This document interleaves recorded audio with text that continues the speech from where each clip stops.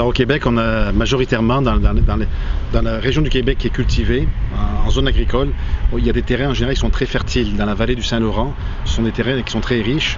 Et nous, quand on s'est installé, on ne cherchait pas des terrains riches, on cherchait des terrains qui soient très secs, très chauds, relativement pauvres.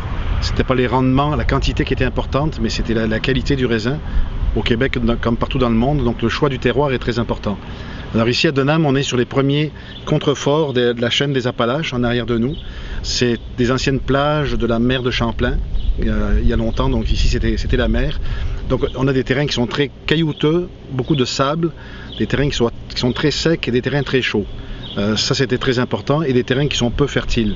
On n'a pas beaucoup de végétation, pas beaucoup de vigueur, mais par contre on a des raisins évidemment de qualité.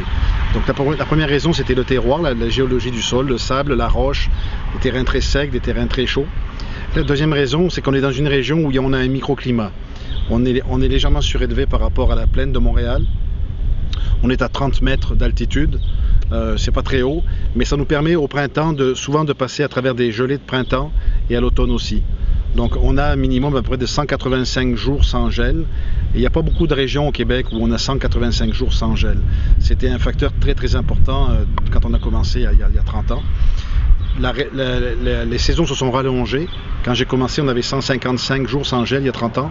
Aujourd'hui, on arrive à peu près à 185 jours sans gel. Donc ça, c'est le deuxième facteur qui est très important.